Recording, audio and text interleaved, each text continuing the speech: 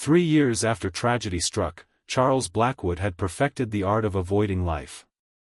His corner office had become both sanctuary and prison, a place where spreadsheets and projections never asked about the hollowness in his chest, never mentioned the wife who was gone, never questioned why his 8-year-old daughter had stopped speaking.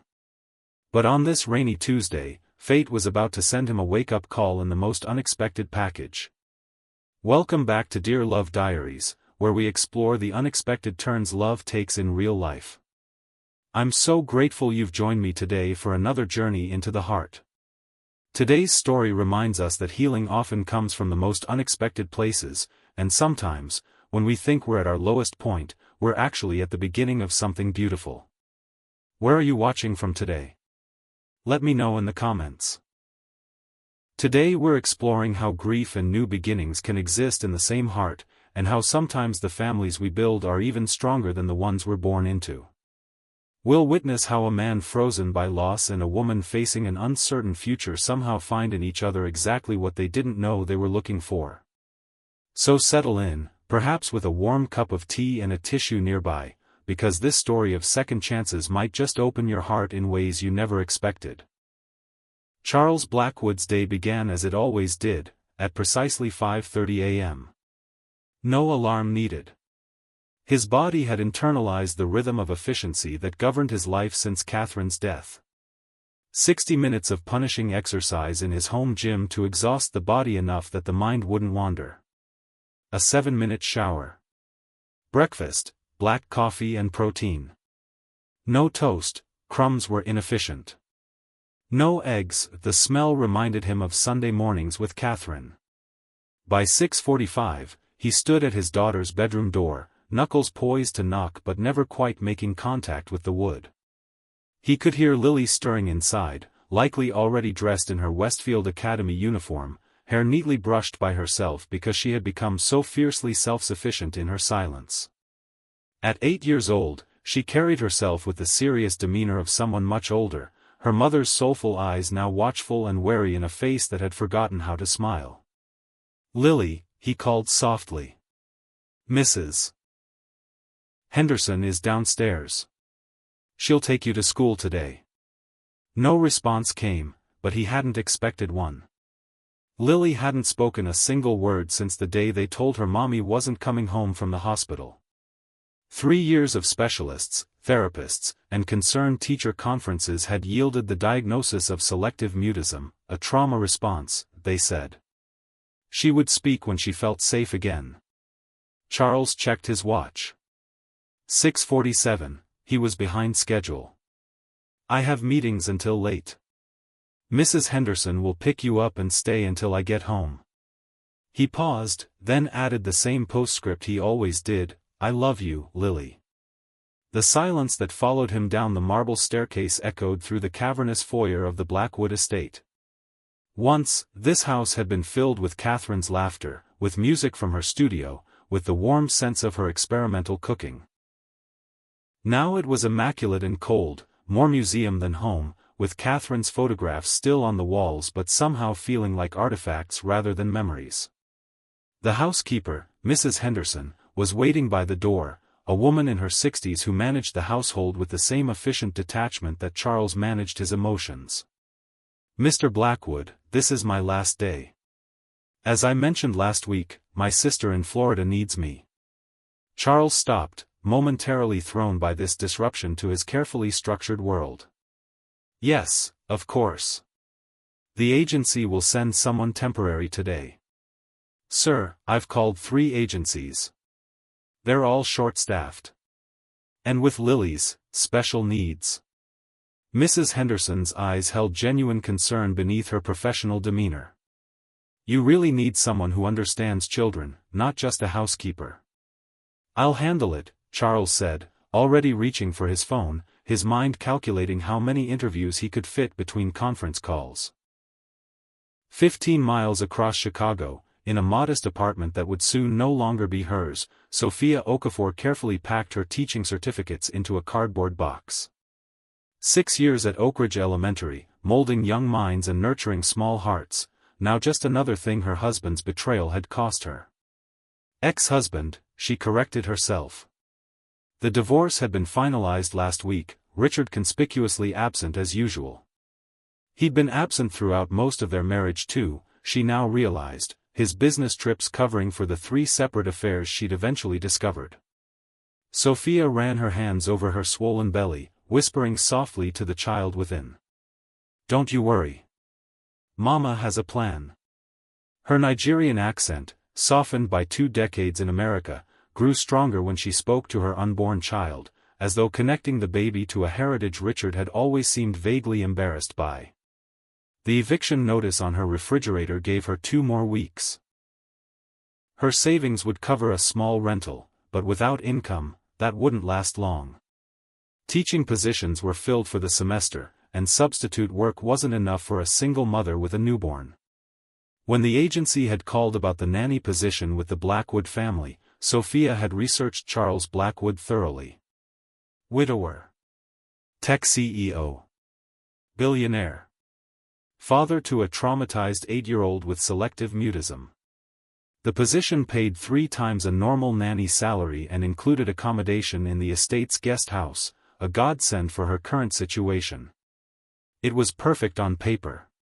But sitting across from Charles Blackwood 2 hours later, Sophia felt her hope crumbling. His steel-gray eyes had flicked to her pregnant belly and hardened, his questions becoming clipped and perfunctory. "Your qualifications as a teacher are impressive, Ms. Okafor, but this position requires physical activity. Carrying groceries, potentially carrying my daughter in an emergency." "I assure you, Mr. Blackwood, pregnancy doesn't make me an invalid," Sophia had replied, keeping her voice steady despite the dismissal she could already sense coming. "I'm perfectly capable." And after the birth, he'd interrupted. "This position requires stability. Lily has experienced enough disruption." As he'd escorted her out, his assistant had smiled apologetically, whispering that he'd been like this since his wife died, married to his work, emotionally unreachable. Now, as Sophia's car sputtered and died outside the Blackwood estate's imposing gates, rain pounding on the roof, she felt the universe mocking her. 6 months pregnant, newly divorced, soon to be homeless, and now stranded at the property of a man who'd just rejected her. Perfect. She tried the ignition again. Nothing. With a sigh, she pulled out her phone to call a tow service, only to find no signal. Of course. The security intercom at the gate suddenly crackled to life. "Ms. Okafor? Is there a problem?" Swallowing her pride, Sophia pressed the button. "I'm sorry to bother you. My car has broken down. Could I possibly use your phone to call for assistance?" After a pause, the gates slowly opened. Sophia grabbed her umbrella and made the dash through the rain to the massive front door, which opened before she could knock. Charles Blackwood stood there, his expression unreadable. "Come in," he said simply, stepping aside. The foyer was even more impressive than Sophia had glimpsed during her interview: soaring ceilings, pristine white marble, modern art on the walls that probably cost more than her entire education. But something felt off about the space, too perfect, too untouched. Like a showroom rather than a home. "You can use the phone in my office," Charles said, leading the way. As they passed the grand staircase, a small movement caught Sophia's eye. A tiny figure in a navy blue school uniform stood watching them from the landing, Lily Blackwood. The child's eyes, so like her father's in shape but warmer in color, studied Sophia with silent intensity. Sophia smiled gently. "Hello again, Lily." The child didn't respond, but her gaze lingered on Sophia's rounded belly with curiosity rather than the discomfort her father had displayed. "Lily, please go with Mrs. Henderson. You'll be late for school," Charles said, his tone softening slightly when addressing his daughter. The girl disappeared without a sound, and Charles continued leading Sophia to his home office, a masculine space of leather and dark wood that felt more lived in than the rest of the house she'd seen. "The storm is getting worse," he remarked as he handed her the phone. "The weather service has issued flash flood warnings." As if on cue, lightning cracked outside, followed by a boom of thunder that made Sophia jump. The lights flickered ominously. "Thank you," she said, dialing the towing service only to learn there would be a 3-hour wait minimum due to the storm. She hung up with a sigh. "Is there perhaps a cab service that comes to this area?" Charles looked out the window at the now horizontal rain. "Not in this weather." He seemed to be deliberating something internally before adding, "Mrs. Henderson was meant to stay with Lily after school, but she needs to leave for a family emergency. Her replacement from the agency cancelled due to the storm." The statement hung in the air, neither a question nor an offer, but somehow implying both. Sophia recognized an opportunity. "I could stay with Lily this afternoon," she ventured. "Until the tow truck comes or the storm passes. I am qualified, despite what you may think of my—" She gestured to her belly, "current condition." For the first time, something like uncertainty crossed Charles's perfect composure. "Lily is challenging. She doesn't speak. Hasn't in 3 years." "I know. Selective mutism following trauma. I read about your family while preparing for the interview. I've worked with selectively mute children before, Mr. Blackwood." Mrs. Henderson appeared at the door, car keys in hand and clearly anxious to leave before the roads worsened. Behind her stood Lily, raincoat on, backpack clutched to her chest. "Mr. Blackwood, the school just called. They're closing early due to the flood warning. All children need to be picked up immediately." Charles checked his watch with a frown. "I have a board meeting in 30 minutes that cannot be postponed." "I can go now," Mrs. Henderson said, "but then I really must leave for the airport." "I'll stay with Lily," Sophia offered again. "Consider it a working interview, if you like." After a moment's hesitation, Charles nodded. "Very well. Mrs. Henderson will bring Lily back, and you can stay until alternative arrangements can be made." An hour later, Sophia found herself alone in the silent mansion with a silent child. Mrs. Henderson had given her a whirlwind tour: kitchen here, emergency numbers there, Lily's snacks in this cupboard, don't go into the locked studio at the end of the hall, before rushing out with a hasty goodbye. Lily sat at the kitchen island, swinging her legs slightly as she watched Sophia with those observant eyes.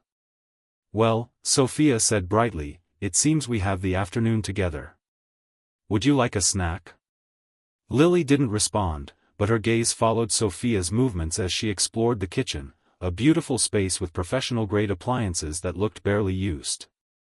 "You know," Sophia continued, speaking naturally as she found apple slices in the refrigerator, "when I was teaching, I had a student named Mario who didn't speak either. But he was an amazing artist. He would draw pictures to tell me what he was thinking." Lily's expression didn't change, but something flickered in her eyes. "Do you like to draw, Lily?" The child remained still, but her fingers twitched slightly against her leg. "I love to draw, but I'm not very good at it," Sophia admitted, placing the apple slices on a plate. "My stick figures look like they're melting. It's quite tragic, really." The corner of Lily's mouth twitched, not quite a smile, but close. "Would you like to draw while we have our snack? Maybe you could show me how it's done properly." After a moment's consideration, Lily slid off her stool and disappeared. She returned minutes later with a sketchbook and colored pencils, setting them on the counter without meeting Sophia's eyes. "Thank you," Sophia said, as though this were a normal conversation. She opened the sketchbook to find it empty, pristine and untouched. "New sketchbook?" Lily gave a tiny nod, the first direct response. "Perfect. We can start it together." They drew in companionable silence, the storm raging outside while Sophia chatted easily about colors and shapes, never pressuring Lily to respond. Sophia's drawing of what was supposed to be a cat did indeed look like it was melting, and she heard something astonishing, a tiny, breathy sound that might have been the beginning of a laugh from Lily. Emboldened, Sophia handed the girl a blue pencil. "Maybe you could help me fix it?" Slowly, Lily took the pencil and began to draw on Sophia's paper. Not fixing the cat, but adding a small girl next to it. The girl had a sad face. "Is that you?" Sophia asked gently. Lily nodded, then pointed at Sophia's pregnant belly and raised her eyebrows in question. "Do you want to know about the baby?" Sophia asked. Another nod. "It's a boy. He'll be born in about 3 months. Would you like to feel him kick? He's quite active today." After a moment's hesitation, Lily placed a tentative hand on Sophia's belly. When the baby kicked against her palm, the girl's eyes widened in wonder, and she looked up at Sophia with the first real expression she'd shown, pure amazement. The moment was interrupted by the sound of the front door opening. Charles Blackwood stood in the entryway, his suit slightly damp despite his umbrella, surprise evident on his face as he took in the scene before him. "The board meeting ended early due to the storm," he explained, his eyes fixed on his daughter's hand still resting on Sophia's belly. How has the afternoon been?" Before Sophia could answer, Lily did something that made Charles freeze in place. She slid off her stool, walked to her father, and tugged his sleeve. When he knelt down to her level, she handed him the drawing, now featuring a cat, a sad girl, and what appeared to be a stick figure of a pregnant woman with a smile. "Did you draw this?" Charles asked his daughter, his voice rough with emotion. Lily shook her head and pointed to Sophia, then pointed to herself, then back to the drawing, communicating that it had been a collaboration. Charles looked up at Sophia with an expression she couldn't quite read, something between gratitude and fear. "The roads are flooded," he said abruptly. "The weather service says no travel until morning. The guest house is prepared for the nanny we were expecting to start next week. You're welcome to stay there tonight." "Thank you," Sophia said. "That's very kind." "It's not kindness, it's practicality," he corrected, but without the coldness from earlier. "And, perhaps we could discuss the position again over dinner. If you're still interested." Lily tugged her father's sleeve again and pointed to the kitchen. "What is it, sweetheart?" he asked. The girl mimicked stirring something, then pointed to Sophia questioningly. Charles looked to Sophia for translation. "I think she's asking if I can cook dinner," Sophia suggested. "I mentioned earlier that I love cooking." Lily nodded emphatically. "I wouldn't want to impose further," Sophia began. "Please," Charles said, the word sounding unpracticed, as though he rarely used it. "If you feel up to it." The kitchen is fully stocked. 2 hours later, the three of them sat at the formal dining table, the storm still raging outside but somehow the atmosphere inside transformed. The kitchen had come alive with the sense of Sophia's cooking, a simple pasta dish with a sauce recipe from her Nigerian mother, adapted with ingredients she'd found in the Blackwood pantry. Charles watched in barely concealed amazement as Lily took a third helping, the most he'd seen her eat in months. Throughout the meal, Lily had continued her silent communication, but with more animation than Charles had witnessed since Catherine's death. She would tap Sophia's arm, point to ingredients, raise her eyebrows in question, a language of gestures that Sophia seemed intuitively able to understand. "You're very good with her," Charles said as they cleared the dishes, Lily having gone to get her pajamas on. "She's a wonderful child," Sophia replied. "She's just carrying a heavy burden." Charles stiffened slightly. "The therapists say she'll speak when she's ready." "I believe she will," Sophia agreed. "But silence doesn't mean she isn't communicating. She has much to say, if you watch carefully enough." A flash of something, perhaps guilt, crossed Charles's face. "Ms. Okafor." "Sophia, please." "Sophia." He seemed to gather his thoughts. "About the position. I admit I was hasty in my assessment this morning." "You mean about my pregnancy being a disqualification?" she asked directly. He had the grace to look slightly abashed. "Yes. I see now that was short-sighted. Mr. Blackwood. Charles. Charles, Sophia corrected with a small smile. I understand your concerns. Your daughter has experienced profound loss.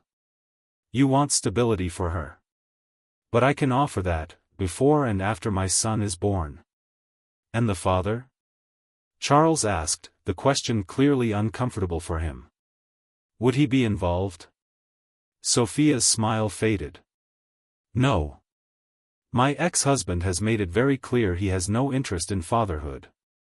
The divorce was finalized last week. Before Charles could respond, Lily appeared in the doorway in her pajamas, clutching a book. She walked directly to Sophia and held it up, a well-worn copy of The Secret Garden. Would you like me to read to you? Sophia asked. Lily nodded, then looked at her father and patted the space beside her on the sofa, a clear invitation. Charles hesitated, then joined them, sitting stiffly at first as Sophia began to read. But as the story progressed, Lily gradually leaned against her father's side, and Sophia noticed how he softened almost imperceptibly, one arm coming to rest lightly around his daughter's shoulders. By the time Sophia finished the third chapter, Lily's eyes were drooping. Charles carried her upstairs to bed while Sophia waited in the living room, suddenly uncertain of her place in this household. When Charles returned, his expression was thoughtful. She wants you to be her nanny, he said without preamble. Did she tell you that? Sophia asked, surprised.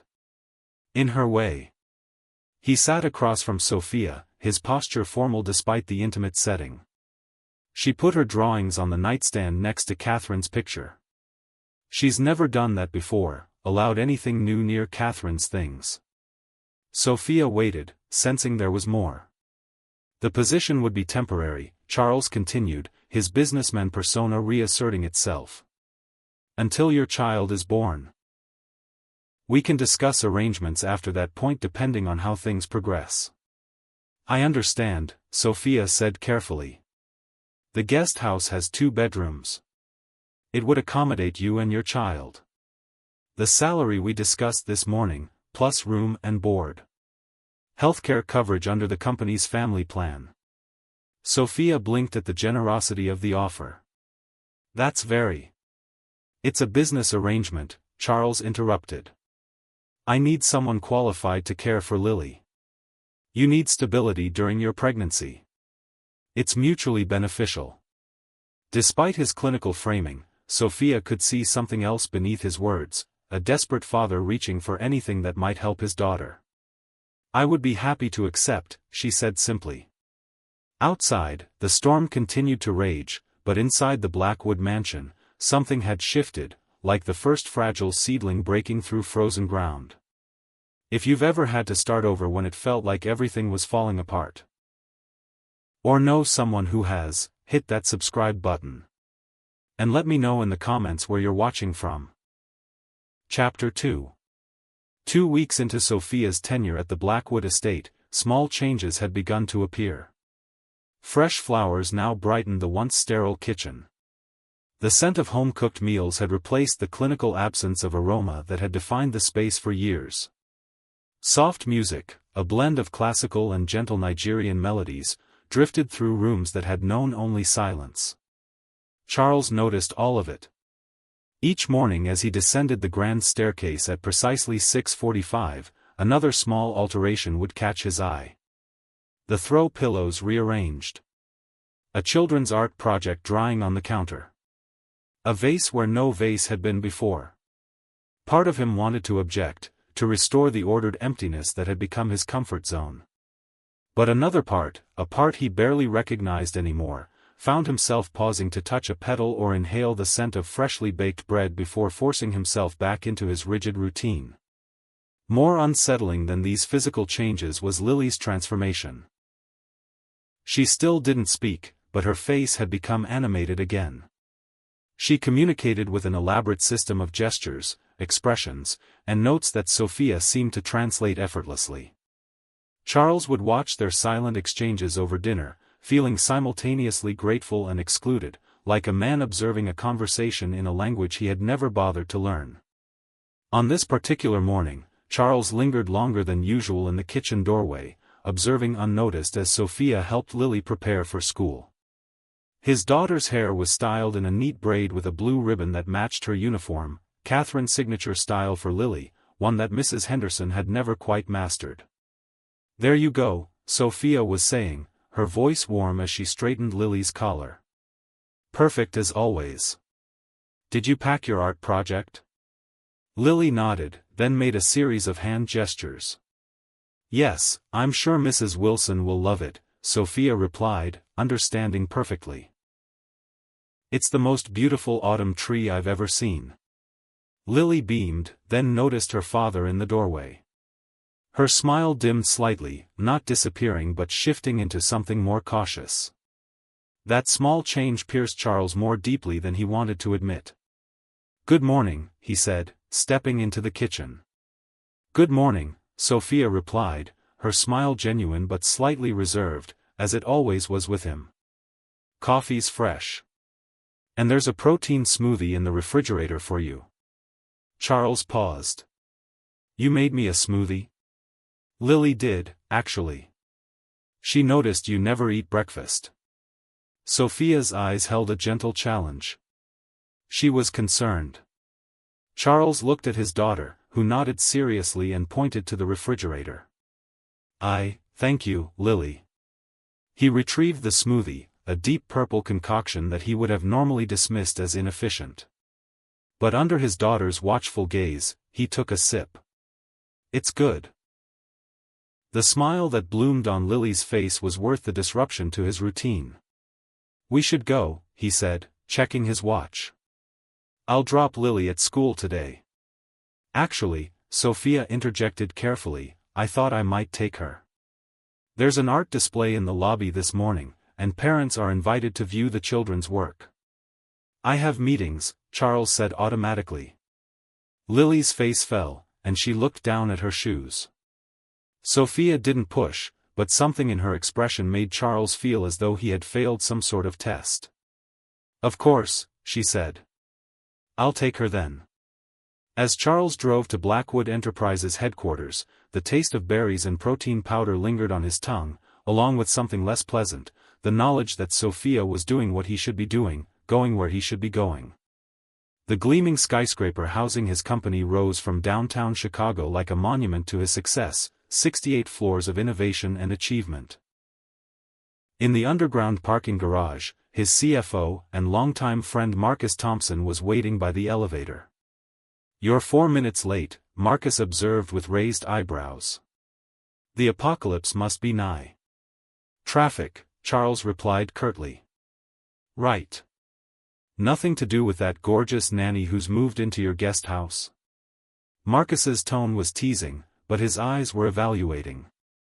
"Sophia is a professional employee who is good with Lily. That's all." The elevator doors closed, and Marcus dropped the humor. "How is it going, really? Henderson called me, you know. She was worried about you hiring someone in her absence." Charles sighed. "Lily is responding to her. More than she has with anyone since Catherine." "That's fantastic. It's temporary. Sophia will be having her baby in a few months." Marcus gave him a sidelong glance. "And that terrifies you?" "It's a complication. Life is complicated, Charles. Not everything can run on a schedule and spreadsheet." Marcus's voice softened. "Catherine would want." "Don't." Charles cut him off sharply as the elevator reached the executive floor. "Not today." The morning passed in a blur of meetings, reports, and decisions that Charles handled with his usual precision and focus. Until the text message from an unknown number appeared on his phone during the product development review. "Mr. Blackwood, this is Ms. Wilson from Westfield Academy. Lily had a difficult moment during art class. She's calm now, but it might be good if someone could come speak with her. I've tried the main house but couldn't reach Ms. Okafor." Charles stared at the message, his mind immediately calculating. The board meeting was in 30 minutes. Maxwell Kane, the most ambitious and cutthroat board member, had been circling like a shark, questioning Charles's focus since Catherine's death. Missing this meeting would give Maxwell ammunition. But Lily needed him. "Is everything all right?" asked Janine, his VP of product. Charles stood abruptly. "I need to step out. Family emergency. Continue without me and email me the notes." The surprise on his executive team's faces made him realize how rarely he had ever prioritized family over work. 20 minutes later, Charles strode into Westfield Academy to find Sophia already in the art classroom with Lily. His daughter was sitting quietly while Sophia spoke softly to the teacher, one hand resting protectively on Lily's shoulder. "Perfectly normal reaction," Sophia was saying. The mother-daughter art project naturally triggered feelings of loss. "We'll work through it at home." Ms. Wilson nodded sympathetically. "Of course. Lily's work has been so much more expressive lately." This was just the first time she's had a reaction like this. Charles cleared his throat, and all three turned to look at him. Lily's eyes widened in surprise, her mouth forming a small O. "Mr. Blackwood," Ms. Wilson said. "I didn't expect. Thank you for coming so quickly." "Is everything all right?" he asked, looking at Lily, who seemed physically fine but emotionally fragile. "Yes," Sophia answered. "There was a mother-daughter art session this morning. I participated with Lily, but when the other mothers began sharing stories, it became overwhelming for her. Her eyes conveyed the parts she wasn't saying aloud, that Lily had been confronted with the permanence of her mother's absence in a new and painful way. I came as soon as I got the message," Charles said, kneeling to Lily's eye level. "Are you okay, sweetheart?" Lily looked between her father and Sophia, then took out her small notepad and wrote carefully, "You left your meeting for me?" Charles felt the words like a blow to the chest. "Of course I did. You're more important than any meeting." Lily studied him for a long moment, then wrote again, "Can we go to the park? All three of us?" Charles glanced at Sophia, who seemed equally surprised by the request. The board meeting would start in 6 minutes. Maxwell Kane would be looking for any sign of weakness. His phone buzzed in his pocket, Marcus, undoubtedly wondering where he was. "Yes," Charles said, the word feeling like freedom. "We can go to the park." The local park near the Blackwood estate was a lush green space Charles had driven past 1,000 times but rarely entered. Now, walking along the duck pond with Lily between him and Sophia, he found himself noticing details he'd never seen before, the way sunlight dappled through the autumn leaves, the earnest concentration on children's faces as they fed the ducks, the comfortable silence of elderly couples sharing benches. Lily ran ahead to the duck pond, leaving Charles and Sophia walking side by side in awkward silence. "Thank you for being there for her," Charles finally said. "How did you know about the event?" "It was on the school calendar I found in her backpack," Sophia replied. "I've been reviewing all her schedules and notes to better understand what might trigger her." "You didn't mention it to me." Sophia glanced at him. "I did, actually. It was on the weekly schedule I left on your desk 3 days ago." Charles had no memory of any such schedule, though he vaguely recalled setting aside some papers Sophia had left for him, intending to review them when he had time he never found. "I apologize," he said stiffly. "I should have been more attentive." "It's not about apologies," Sophia said, her voice gentle but firm. "It's about presence. Lily doesn't need perfection from you, Charles. She just needs you." Before he could formulate a response, his phone rang, Marcus again. Charles silenced it without looking. "You can take it," Sophia offered. "Lily and I can wait." "No," Charles said, surprising himself. "It can wait." They reached a bench overlooking the pond where Lily was carefully tearing pieces of bread for the ducks, her face peaceful now despite the morning's turmoil. "She's extraordinary," Sophia said, lowering herself onto the bench with a small sigh, one hand supporting her growing belly. The way she processes her feelings through art is remarkable. She gets that from Catherine, Charles replied, the name still difficult to say aloud. Her mother was an artist. A good one. Sophia waited, sensing there was more. The studio at the end of the hall, that was hers. I've kept it locked since she died. I noticed, Sophia said carefully. Lily stands outside that door sometimes, just looking at it. Charles felt something crack inside his carefully constructed walls. I was in Tokyo when it happened. A major acquisition. Catherine called that morning to tell me about her headache, but I was rushing into a meeting. I told her to take an aspirin and that I'd call her back. His voice grew hollow. 3 hours later, she collapsed at her gallery opening. Brain aneurysm. By the time I landed in Chicago, she was gone. Sophia's eyes filled with compassion. You couldn't have known. I should have listened. I should have been there. The admission seemed to physically pain him. Lily hasn't spoken since the day I told her. Sometimes I think she blames me as much as I blame myself. Children don't think that way, Sophia said gently. She's not silent because she's punishing you. She's silent because words feel inadequate for what she lost. Charles watched his daughter, so small against the vast autumn landscape. I don't know how to reach her. I never had Catherine's gift for understanding emotions. You're reaching her right now, Sophia pointed out. By being here instead of at your meeting. His phone vibrated again, and Charles glanced at the screen, a text from Marcus, Maxwell making noise about paternity leave policy cuts. Says company is coddling parents at shareholders' expense. Need you here? Charles silenced the phone completely and slipped it into his pocket. The old Charles would have immediately returned to the office, crisis or no crisis. But watching Lily's peaceful face as she interacted with the ducks, he couldn't bring himself to shatter this rare moment of calm.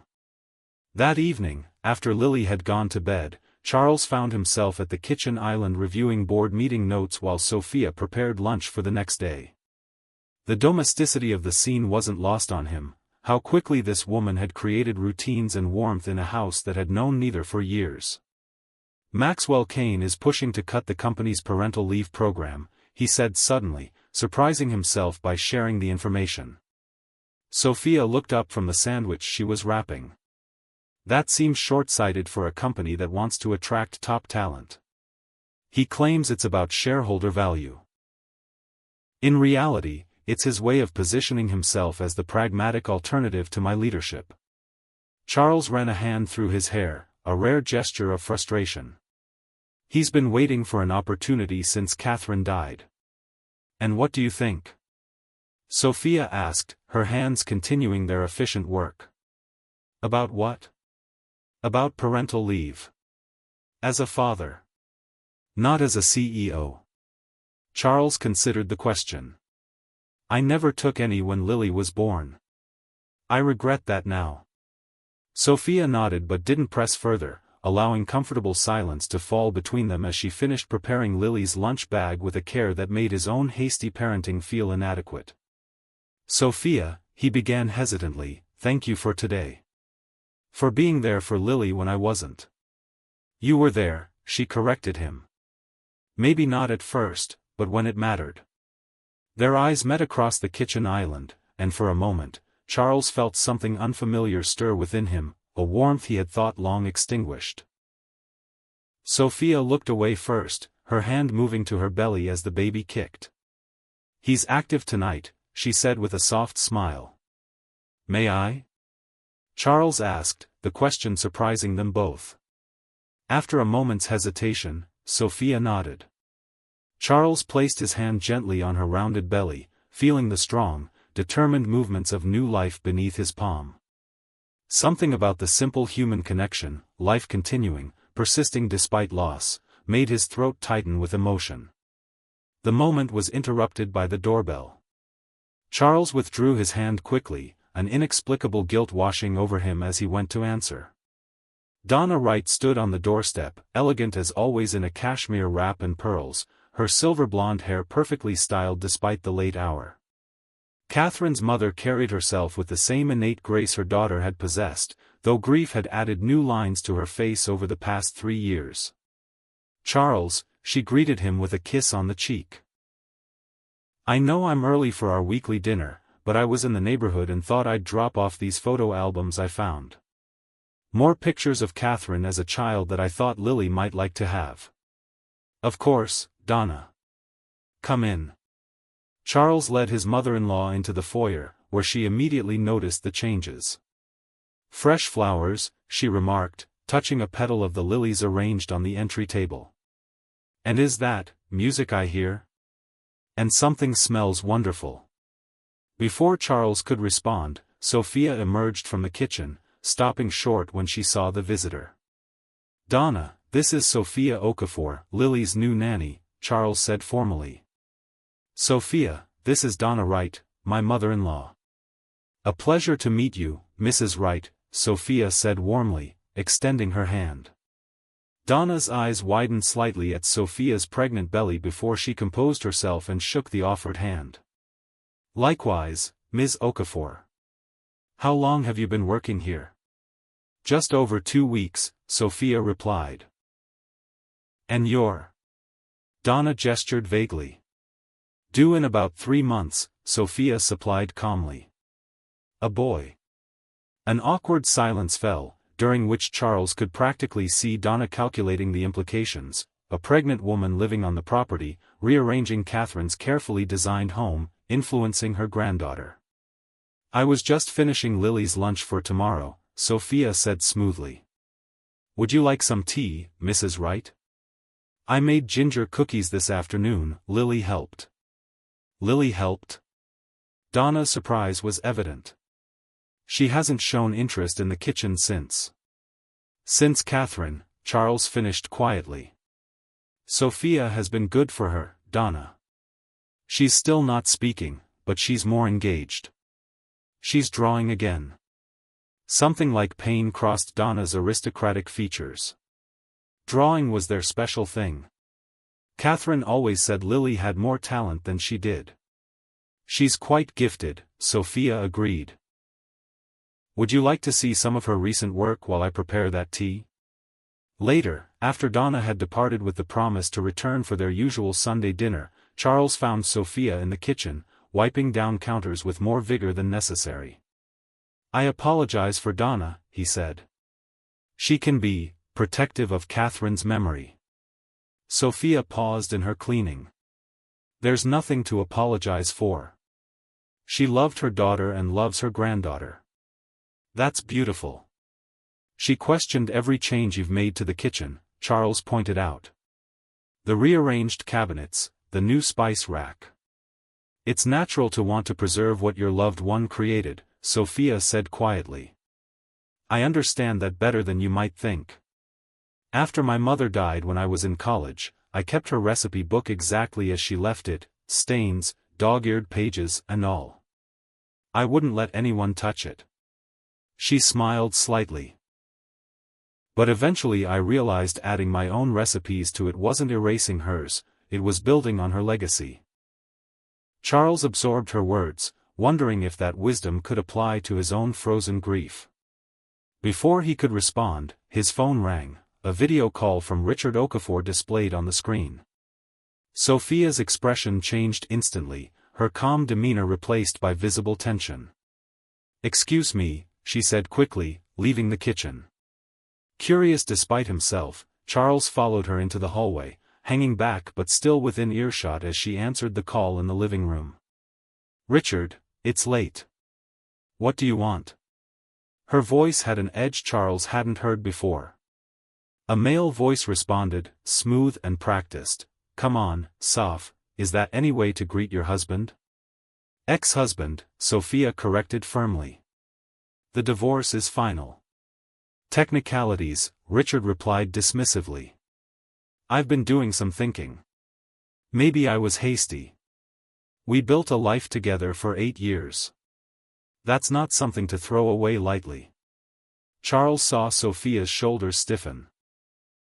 You threw it away when you slept with your assistant. And your client. And your gym trainer. People make mistakes. I'm trying to make things right. For our child. Now you care about the baby? Sophia's voice was incredulous. You called him a complication and suggested I take care of it when I told you I was pregnant. I was shocked, that's all. But I've come around. Family is important.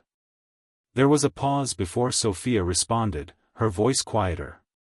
What's really going on, Richard? You haven't contacted me in 2 months. I heard you're working for Charles Blackwood now. Living on his estate. Richard's tone changed subtly. The Charles Blackwood of Blackwood Enterprises. Quite a step up from teaching elementary school. Charles felt a surge of disgust as he recognized the man's angle. So that's it, Sophia said, the same realization apparently dawning on her. You heard I'm connected to money now. Don't be crude, Sophia. I'm talking about our child having advantages. Private schools, connections. Stop. Sophia's voice wavered slightly. Just stop. You don't get to abandon us and then waltz back when you think there's something in it for you. Think about it, sophomore. Our baby deserves 2 parents. A real family. I made mistakes, but I still love you. We could try again. Charles watched Sophia's free hand move protectively over her belly, and for a moment, he saw uncertainty cross her face. Despite everything, the appeal of giving her child a complete family, the family she'd thought she was building, was visibly tempting. I need to go, she said finally. It's late. Just think about it, Richard persisted. For the baby's sake. I'll call you tomorrow. After ending the call, Sophia stood motionless, staring out the window into the darkness. The vulnerability on her face made Charles feel like an intruder, but as he turned to leave, the floorboard beneath him creaked. Sophia whirled around. How long have you been standing there? Long enough, Charles admitted. I apologize for eavesdropping. She wiped quickly at her eyes. It's fine. Just, former husband drama. Nothing that will affect my work here. Is he telling the truth? Does he want to reconcile? He wants whatever he thinks he can get, Sophia said bitterly. Richard has always been attracted to status and money. Now he thinks I'm a connection to both. And you? Charles asked carefully. Are you considering his offer? For the baby's sake? Sophia's expression became complicated. Every child deserves 2 loving parents. I know what it's like to grow up without a father. She shook her head. But Richard isn't offering love, not to me, and not to our son. He's offering a performance of fatherhood as long as it benefits him. I've met men like your ex-husband, Charles said, stepping closer. In business, they're the ones who talk about team success while taking individual credit. The ones who disappear when projects fail but appear for the ribbon cutting. That's Richard exactly, Sophia agreed with a sad smile. Then your child is better off with just you, Charles said firmly. A half-hearted father is worse than no father at all. Sophia studied him, something warm flickering in her eyes. Thank you for saying that. Sometimes even when you know the right choice, you need someone else to confirm it. The moment was broken by the sound of footsteps on the stairs. They turned to see Lily standing there in her pajamas, clutching her notepad. She walked up to Sophia and handed her a note. Bad dream, Sophia read aloud, then immediately knelt despite her pregnancy. Oh, sweetheart, I'm sorry. Lily wrote again, can you read more Secret Garden? Of course, Sophia said, looking up at Charles. Would you like to join us? For a moment, Charles saw his carefully constructed schedule, the emails he still needed to review, the reports waiting for his feedback, the call he should make to Marcus about the board meeting. Then he looked at his daughter's hopeful face and felt the weight of all he'd missed these past 3 years. "I'd like that very much," he said, following them upstairs. Later that night, after Lily had fallen asleep and Sophia had retired to the guest house, Charles stood in the hallway outside Catherine's studio, key in hand.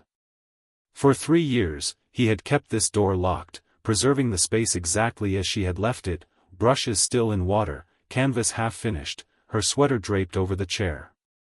A shrine to absence rather than presence. He thought of what Sophia had said about her mother's recipe book, how adding to it hadn't erased what came before but built upon it. He thought of Lily's small hands creating art again after so long.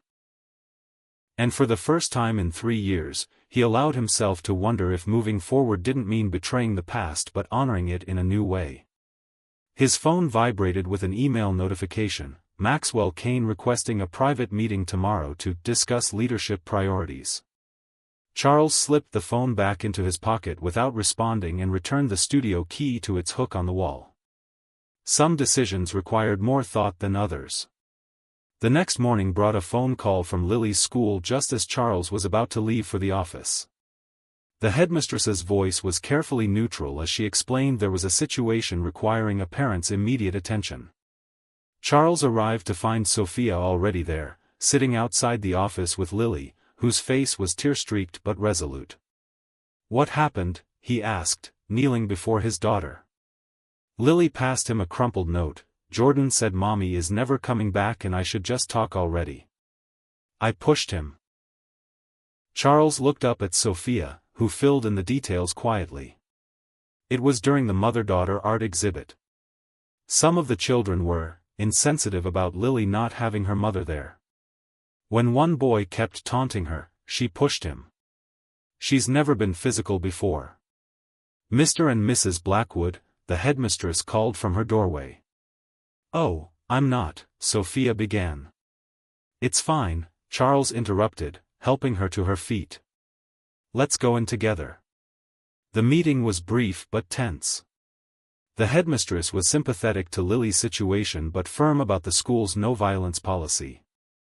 The other boy would be disciplined for his unkindness, but Lily would need to apologize. "We understand," Charles said, his hand resting supportively on Lily's shoulder. "Lily knows that pushing isn't acceptable, regardless of provocation." After the meeting, Lily asked if she could return to the art room to finish her project. The headmistress agreed, and Lily headed down the hall with Ms. Wilson, her art teacher. As Charles and Sophia walked to the car, Sophia seemed concerned. "Do you think she'll be all right going back to class today? After what happened?" "I hope so," Charles said.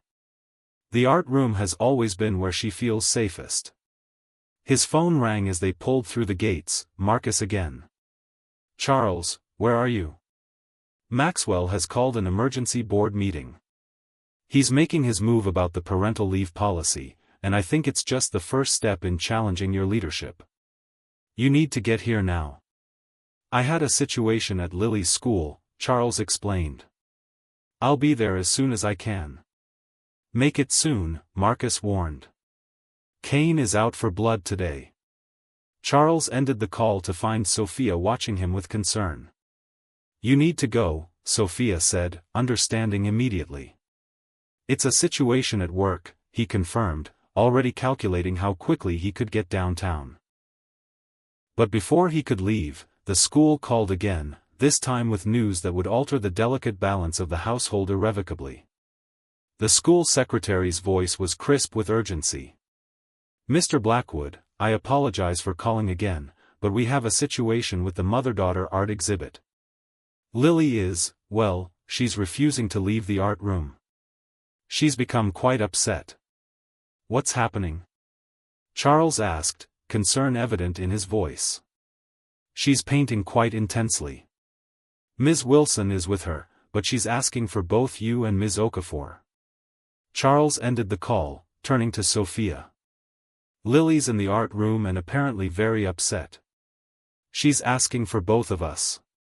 "Let's go back," Sophia said without hesitation. The board meeting loomed, Maxwell Cain's machinations threatening everything he'd built. But the thought of his daughter needing him outweighed it all. Marcus will have to handle Cain, Charles decided, already texting his CFO. Let's go. They found Lily in the art room, surrounded by swirls of color more vibrant than anything she'd created since Catherine's death. Ms. Wilson stood nearby, watching with quiet amazement as the girl worked with focused intensity. She came back after your meeting and headed straight for the supplies, the teacher explained softly. I've never seen her so purposeful. Sophia approached slowly, kneeling beside Lily. It's beautiful, sweetheart. Can you tell me about it? Lily paused, brush hovering over the canvas, then handed her a note. Need to make something for Mom. Today. The urgency in her expression was unmistakable. This wasn't a whim, it was a necessity. Lily pointed to a swirl of blue and purple on her canvas. Is that your mom? Sophia asked gently. Lily nodded, then pointed to a smaller figure painted in warm oranges and yellows, clearly herself. Between them, she had painted what looked like thousands of tiny stars or sparks connecting the two figures. And then, most surprising of all, Lily pointed to a third figure she had just begun sketching at the edge of the canvas, a tall form with a shadow of gray around it. Is that your dad? Sophia asked. Lily nodded again, then continued painting, adding what looked like cracks of light breaking through the gray. Charles stood transfixed, watching his daughter communicate more through art than she had in any way since Catherine's death. Hours seemed to pass in minutes as Lily worked, her small hands sure and steady. When she finally set down her brush, she looked up at Charles with a question in her eyes. It's extraordinary, he said, his voice rough with emotion. Your mother would be so proud. Lily took her notepad and wrote, Can we put it in Mom's studio? Charles felt the breath leave his body. 3 years of keeping that door locked, of preserving Catherine's studio as a shrine to what was lost. 3 years of keeping his daughter from the space where she and her mother had shared their deepest connection. Yes, he said, the word nearly a whisper. Yes, we can put it there. By the time they returned to the estate, afternoon had faded into evening. Charles carried the carefully wrapped painting while Sophia held Lily's hand. At the door to the studio, he hesitated, key in hand, feeling the weight of the moment. Are you sure? He asked his daughter. Lily nodded firmly, her decision absolute. The lock clicked open, and dust motes danced in the air as the door swung inward. Catherine's presence was everywhere, in the half-finished canvas on the easel, the brushes dried in their jars, the cardigan draped carelessly over a chair as if she'd just stepped out for a moment. The air smelled faintly of oils and turpentine, preserved like a time capsule of that final day. Lily walked in without hesitation, moving directly to the wall where Catherine had displayed her daughter's previous works. She pointed to an empty space, clearly intended for the painting they'd brought. As Charles hung the canvas, Sophia stood in the doorway, an observer to this sacred moment between father and daughter. When he finished, he turned to find Lily curled up on the window seat where she and Catherine had often read together, her eyes heavy with exhaustion from the emotional day. Within minutes, she had fallen asleep, the peaceful expression on her face a stark contrast to the tension she'd carried for so long. Charles stood watching her, his own face etched with conflicting emotions. She needed this, Sophia said softly, joining him. To connect with her mother in the place where they were happiest. I should have opened it sooner, Charles admitted, his voice breaking. I thought I was preserving Catherine's memory, but I was just locking away what Lily needed most. For the first time since Catherine's death, Charles felt tears on his face, not the controlled grief of the funeral, but raw, healing tears that came from somewhere deeper. Sophia touched his arm gently, offering silent support as he finally allowed himself to truly mourn. I don't know how to do this, he confessed.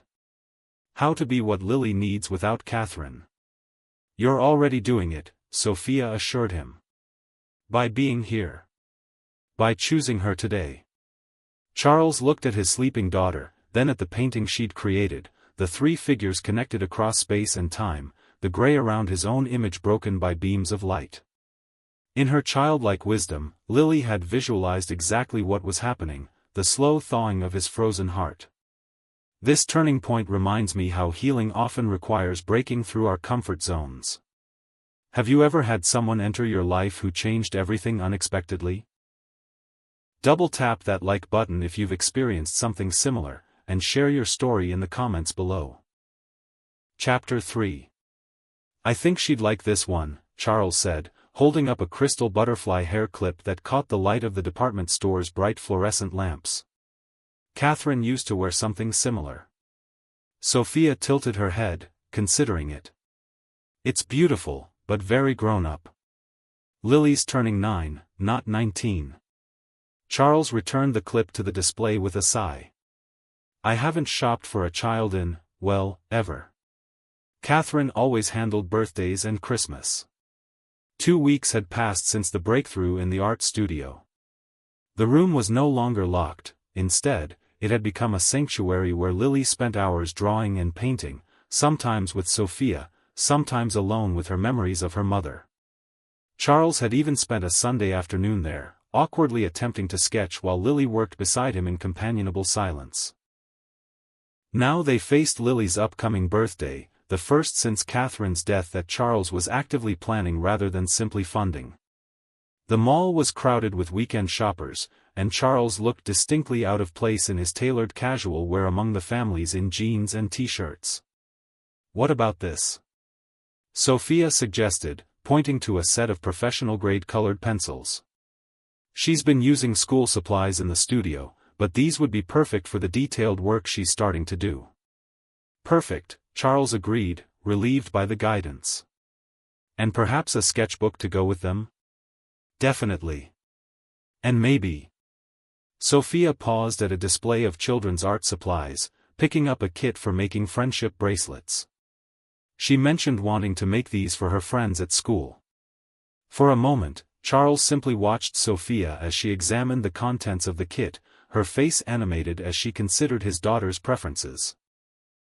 At 7 months pregnant, her movements had slowed somewhat, but she carried herself with a graceful dignity that made other shoppers smile as she passed.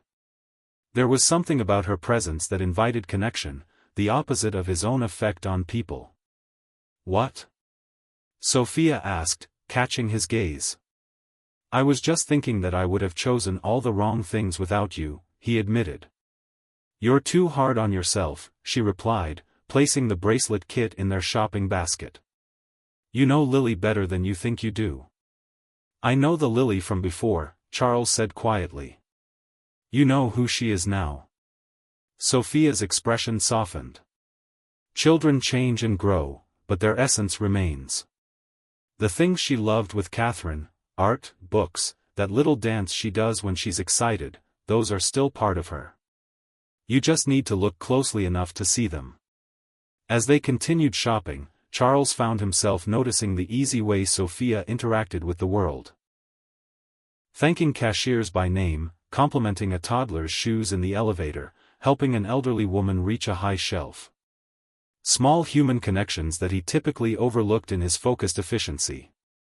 One more stop, Sophia announced as they neared the exit. The bookstore. Lily finished the last Harry Potter and is desperate for something new. The mention of his daughter's reading habits sparked a realization. She's reading again? When did that start? About 3 weeks ago, Sophia replied as they entered the bookstore. I found her in the library one evening, looking at Catherine's collection. She seemed interested in The Secret Garden, so we started reading it together. Charles absorbed this information with a pang. Another milestone in his daughter's healing that he had missed. She used to love reading with Catherine. I know. She showed me the books they read together, she keeps them on her special shelf. Sophia selected a fantasy novel from a display. I think this series might appeal to her. Strong female protagonist, beautiful world building, themes of finding family in unexpected places. As Sophia continued browsing, Charles wandered toward the business section out of habit, then stopped himself. Instead, he turned toward the children's area, determined to choose something personally for Lily. A colorful cover caught his eye, a book about a father and daughter going on adventures together. He added it to their pile without comment. At the checkout, Sophia suddenly laughed, a warm, rich sound that made Charles look up from his wallet. "What's funny?"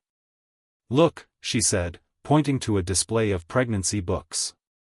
"That one is called Expecting the Unexpected. Feels a bit on the nose, doesn't it?" Their eyes met over the pile of birthday presents, and for a moment, Charles felt something shift between them, a shared amusement that felt dangerously close to intimacy. He looked away first, focusing on paying for their purchases.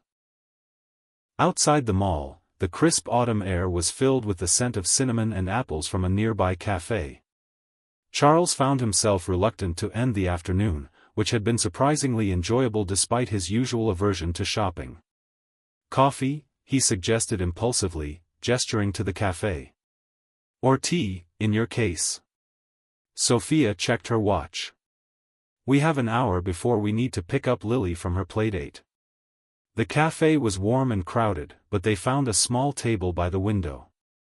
Charles watched as Sophia added a precise amount of honey to her chamomile tea, her movements deliberate and graceful despite her changing body. "May I ask you something personal?" he said after their drinks arrived. Sophia nodded, curiosity in her eyes. "Are you afraid?" "About the birth, I mean. Being alone." She considered the question seriously. "Yes and no. Physically, I'm healthy, and my doctor is excellent. But emotionally." She paused, tracing the rim of her mug. "When I imagined having a child, I always pictured having a partner to share it with. Someone to hold my hand through contractions, to cut the cord, to take those first pictures." Her smile turned wistful. "Someone to panic over the first fever or celebrate the first steps." "Richard robbed you of that," Charles said, anger coloring his voice. "He did," Sophia agreed. "But in a strange way, he also freed me. Better to raise my son alone than with someone who resents his existence." "Your son is fortunate to have you," Charles said simply. Sophia looked surprised, then touched by his words. "Thank you. That means a great deal, especially from someone who isn't particularly free with compliments." Charles felt heat rise to his face. "I'm working on that. Apparently, I have a reputation for being demanding. I believe exacting was the term your assistant used when she warned me about the job interview," Sophia said with a teasing smile. "Claire warned you about me?" Charles asked, mortified. "She meant well. Said you were brilliant but had impossibly high standards." Sophia's eyes sparkled with amusement. "She also said you were worth working for because beneath the frosty exterior was a man of integrity." She was right about that part. Before Charles could respond to this unexpected assessment, his phone rang. Marcus's name flashed on the screen. "I should take this," he apologized, stepping outside the cafe. "Charles, where have you been?" Marcus demanded without preamble. "I've been calling all afternoon." "Shopping for Lily's birthday," Charles replied. "What's wrong?" "Kane called an unofficial board meeting yesterday, one you weren't invited to. He's making a play, Charles. Pushing hard on this parental leave policy as just the first step in what he's calling a return to core business priorities. He's painting you as distracted, soft since Catherine's death." Charles felt the familiar tension return to his shoulders. "Who's siding with him?" "Henderson and Powell for sure. Jackson's on the fence. The rest are still with you, but Kane's narrative is persuasive, especially with you missing meetings to attend school functions and leaving early to have family dinners." "I'm still putting in the hours," Charles defended himself. "I work after Lily's in bed." "I know that, but perception matters. Listen, I've scheduled a leadership dinner for Wednesday. Key board members, major shareholders. You need to be there, be your most impressive self, remind them why Blackwood Enterprises thrives under your leadership. No distractions, no family emergencies. Charles glanced through the window at Sophia, who was examining a selection of pastries at the counter, one hand resting comfortably on her pregnant belly. The afternoon's ease suddenly felt like a luxury he couldn't afford. "I'll be there," he promised, ending the call. Back inside, Sophia had returned to their table with a cinnamon roll. "I couldn't resist," she confessed. "The baby has quite the sweet tooth. Everything okay with your call?" "Just work," Charles replied, not wanting to burden her with his corporate battles. "We should get Lily soon." As they drove to pick up his daughter, Charles found himself thinking of Maxwell Cain, ambitious, ruthless, and unburdened by family responsibilities. Once, Charles had been exactly like him, able to devote every waking hour to the company without a second thought. Now he was trying to balance being a CEO with being a father, and apparently doing neither well enough in some people's eyes. Sunday dinner with Donna had become a tradition since Catherine's death, a way of maintaining family connections and ensuring Lily had her grandmother's influence. But this Sunday felt different as Charles watched Donna observe Sophia helping Lily set the table, the two of them moving around each other with the comfortable rhythm of people accustomed to sharing space. "She's good with Lily," Donna commented quietly, sipping her pre-dinner sherry. "I wasn't sure about her at first, but I can see why you hired her." "Lily responds to her," Charles agreed. "She's reading again, drawing. Almost like before." "Not quite like before," Donna corrected gently. "She still doesn't speak. And nothing will ever be exactly as it was when Catherine was alive. But different doesn't have to mean worse." Charles studied his mother-in-law's face, surprised by her philosophical tone. "What do you think of Sophia?" Charles asked directly, surprising both himself and Donna. "I think." Donna placed her sherry glass on the side table and folded her hands in her lap. "I think Catherine would approve." "Of Sophia as Lily's nanny?" Charles clarified. Donna gave him a knowing look. "Of Sophia in your life. In Lily's life. In whatever capacity that might evolve to be." Charles felt his heart rate quicken. "I don't know what you mean." "Charles," Donna said gently, "I've known you for over a decade. You look at Sophia the way you used to look at Catherine when you first met her. Like she's a puzzle you can't quite solve but desperately want to." Charles began to protest, but Donna raised a hand to stop him. "It's okay to feel something again. Catherine would want that for you. For Lily. A home with laughter and warmth." Before Charles could respond, his phone buzzed with an email from Maxwell Cain. The subject line read, "Concerns about Q3 projections, urgent review required." "Work?" Donna asked, noticing his frown. "Always," Charles sighed, slipping the phone back into his pocket. "Maxwell Cain is making a push for more influence on the board. He thinks I'm distracted." "Are you?" Charles considered the question. "Not distracted. Just recalibrating my priorities." "Good," Donna said firmly. "It's about time." Chapter 4. Monday morning's executive meeting was tense. Maxwell Cain sat directly across from Charles, his expression one of practiced concern. "The parental leave policy revisions I'm proposing would bring us in line with industry standards while significantly reducing operational costs," Maxwell explained, distributing printed reports. 3 months paid leave, maximum, with a gradual return-to-work schedule. Charles studied the proposal. "This cuts our current policy in half." "Which is still generous compared to our competitors," Maxwell countered. "Blackwood Tech has always prided itself on efficiency. The expanded policy implemented after Catherine's passing was admirable but, frankly, unsustainable." The unspoken accusation hung in the air. Charles had let sentiment cloud his business judgment. "Our retention rates improved 37% after implementing the current policy," Charles pointed out. Particularly among women in leadership positions. And our operational costs increased by 12%, Maxwell countered. With all due respect, Charles, this is exactly the kind of emotional decision-making that has some board members concerned. Charles felt Marcus tense beside him. Perhaps, Marcus interjected, we should consider the long-term value of retaining top talent rather than just the immediate cost savings. Perhaps, Maxwell agreed with a thin smile, our CEO should focus on shareholder value rather than personal projects. The meeting continued with increasing tension until Charles's phone vibrated with an incoming call from Lily's school.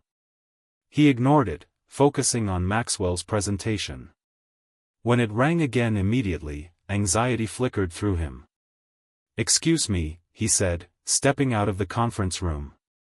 "This is Charles Blackwood." "Mr. Blackwood, this is Principal Winters from Oak Ridge Academy. I'm calling about Lily. There's been an incident."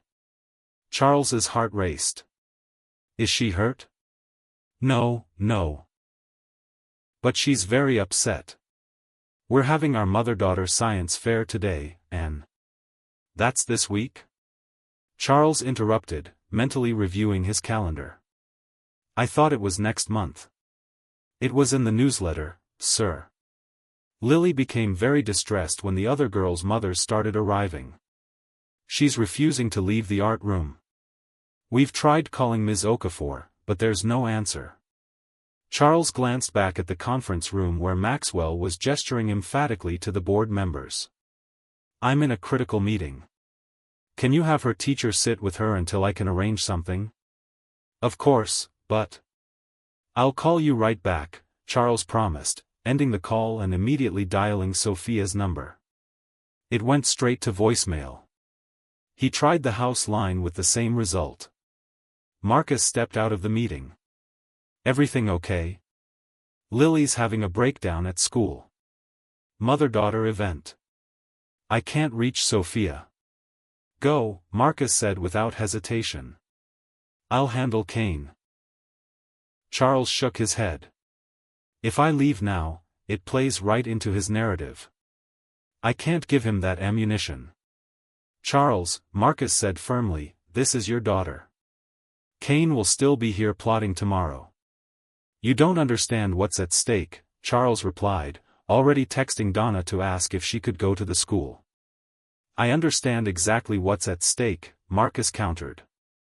"And it's not your company." Charles's phone buzzed with Donna's reply, "Doctor appointment. Can't reschedule." "Where's Sophia?" "I don't know," Charles admitted, feeling panic rise in his throat. "I can't reach her." Marcus placed a hand on Charles's shoulder. "You know what Catherine would tell you to do." The mention of his late wife cut through Charles's indecision. Without another word, he grabbed his coat and briefcase, ignoring Maxwell Kane's pointed stare as he left the conference room. When Charles arrived at Oak Ridge Academy, he found Lily huddled in the corner of the art room, knees pulled to her chest, eyes red from crying. Miss Chen, her art teacher, sat nearby, speaking softly. "Lily," Charles said gently, kneeling beside her despite his formal suit. "I'm here now." Lily looked up, her expression shifting from despair to surprise. She signed rapidly, "You left work?" "Of course I did," Charles replied, signing back. He'd been learning ASL since Sophia suggested it might help Lily express herself when words felt too difficult. "You needed me." Lily launched herself into his arms, burying her face in his shoulder. He held her tightly, breathing in the familiar scent of her strawberry shampoo, wondering when she had gotten so tall. "The science fair is still happening," Miss Chen explained quietly. "The girls are making volcano models with their mothers. Lily was very excited about it last week." Charles pulled back to look at his daughter. "Would you like to make a volcano with me instead?" Lily hesitated, then nodded, wiping her eyes with her sleeve. Charles helped her to her feet, thanking Miss Chen as they walked toward the science classroom. "I'm sorry I'm not Mom," Charles said softly as they approached the classroom filled with mothers and daughters. Lily stopped walking and looked up at him with Catherine's eyes. Her hands formed careful signs. "Mom would be happy you came." Charles felt his throat tighten. He signed back, "I think so too." The science fair was chaos, baking soda volcanoes erupting, girls laughing, mothers taking photos. Charles removed his tie and rolled up his sleeves, following Lily's instructions as they built their volcano together. He was acutely aware of being the only father in the room, but the warmth in Lily's eyes made his discomfort irrelevant. When their volcano erupted in a particularly impressive foam display, Lily's smile was so bright it hurt Charles's heart to see it. He couldn't remember the last time he'd made her smile like that. As they were cleaning up, Charles's phone buzzed with a text from Sophia, "Just saw your messages. At hospital. Don't worry, routine check, but doctor is concerned about blood pressure. Everything is fine now. Coming home soon." Relief washed over him, followed immediately by concern. Sophia's pregnancy had been smooth so far, but she was approaching her third trimester. The doctor had mentioned monitoring her blood pressure at her last appointment. "Lily," he said, "would you like to stop for ice cream before we go home? Sophia had a doctor's appointment, and I think she could use a treat when we get back." Lily nodded enthusiastically, then surprised him by taking his hand as they walked to the car. When they arrived home, they found Sophia resting on the living room sofa, looking pale but smiling. "I'm so sorry about today," she began, attempting to sit up straighter. "My phone died, and the appointment ran long because—" "Don't apologize," Charles interrupted, setting down the ice cream container. "Are you all right? The baby?" "We're both fine," Sophia assured him, patting her belly. "Just need to rest more and watch my salt intake. The doctor wants me on partial bed rest for a few days." Lily approached with concern, placing a gentle hand on Sophia's stomach. To Charles's astonishment, his daughter spoke aloud for the first time in 3 years, "Is the baby okay?" The room fell silent. Sophia's eyes widened, and Charles felt rooted to the spot, afraid that any movement might break the spell. "Yes," Sophia finally answered, her voice thick with emotion. "He's perfect. Would you like to feel him kick?" Lily nodded, and Sophia guided her hand to the right spot. When the baby kicked, Lily's face lit up with wonder, and she looked at Charles. "Daddy, come feel." Charles moved as if in a dream, kneeling beside the sofa. Sophia took his hand and placed it on her rounded belly, her fingers warm against his. The baby kicked strongly against his palm, and Charles felt something shift inside him, a wall crumbling, a door opening. "He's strong," Charles said softly, his eyes meeting Sophia's. "Like his mother," Lily added clearly, her voice stronger now, as if making up for lost time. Sophia's eyes filled with tears. "I've missed your voice, sweet girl." Lily climbed carefully onto the sofa beside Sophia, nestling against her side. "I was saving it for something important." Charles watched them together, his daughter and the woman who had somehow brought her voice back, and felt a surge of emotion so powerful it nearly overwhelmed him. In that moment, he realized with absolute clarity that he couldn't lose this. Couldn't lose her. The thought terrified him. The next morning, Charles called Marcus from his home office. "I need you to take the lead on the board dinner tonight," he said without preamble. "What?" "Charles, Kane is making his move. You need to be there.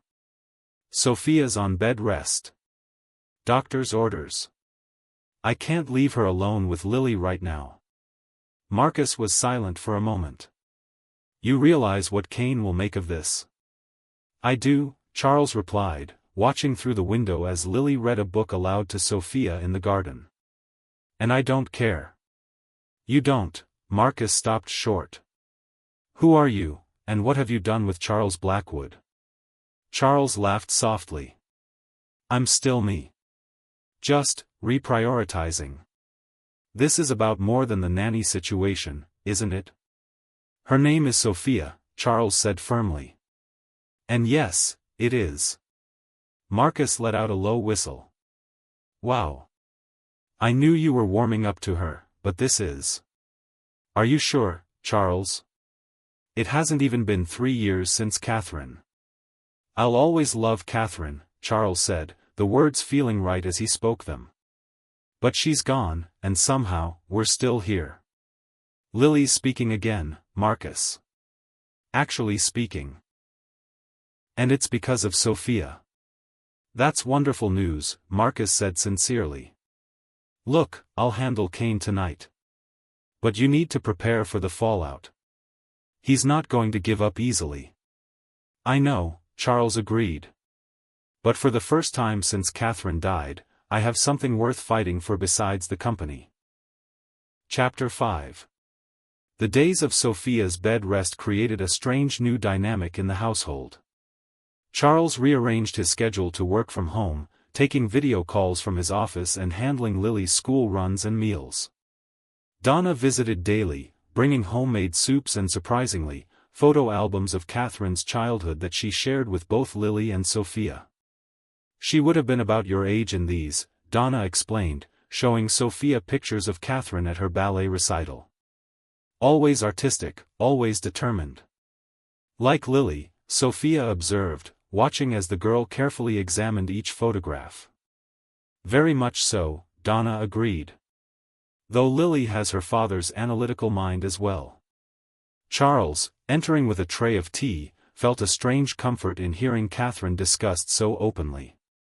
For too long, her memory had been locked away like the art studio, preserved but not lived with. Charles, Donna said suddenly, I found something yesterday that I think you should see. She pulled an envelope from her purse and handed it to him.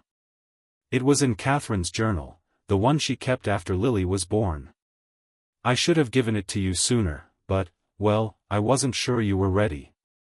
Charles took the envelope, recognizing Catherine's handwriting immediately. His name was written on the front in her flowing script. I'll give you some privacy, Sophia said, starting to rise. No, Charles said quickly. Stay. Please. With trembling fingers, he opened the envelope and unfolded the letter inside. My dearest Charles, he read aloud, if you're reading this, something has happened to me. I'm writing this while watching you with newborn Lily, so full of wonder and terror at being responsible for this tiny person we've created. Charles paused, his voice catching. Lily moved to sit beside him, leaning against his arm in silent support. I need you to know something, my love, he continued reading. Life is unpredictable and sometimes unbearably short. If I'm not there to grow old with you, please don't shut yourself away in grief. You have too much love to give, too much joy to experience. Promise me you'll find happiness again, in whatever form it takes. Lily deserves a father who knows how to laugh and love fully. And you deserve a life filled with more than memories. All my love, always, Catherine. The room was silent except for the sound of Lily's quiet sniffles. Charles folded the letter carefully and placed it back in the envelope. She always knew what we needed before we did, Donna said softly. Even now. Charles looked at Sophia, who was wiping away tears. Yes, he agreed. She did. That evening, after Lily was asleep and Donna had gone home, Charles brought a glass of herbal tea to Sophia in the guest room that had become hers. How are you feeling? He asked, setting the tea on her nightstand. Better, Sophia replied, setting aside her book. The doctor says I can resume normal activities tomorrow, just nothing strenuous. Charles nodded, hesitating before sitting on the edge of the chair near her bed. I wanted to thank you. For everything you've done for Lily. For us. Charles, Sophia said gently, I haven't done anything extraordinary. I just saw her. Saw you. That is extraordinary, Charles countered. I had stopped seeing anything but work and grief. Sophia studied him thoughtfully. And now? Now I see possibilities I didn't allow myself to consider before. The air between them felt charged with unspoken words. Sophia broke the silence first. I should tell you something, she said, her hands fidgeting with the edge of her blanket. Richard called today. He wants to meet, to discuss us. The baby. He claims he's had a change of heart. Charles felt a cold wave of dread.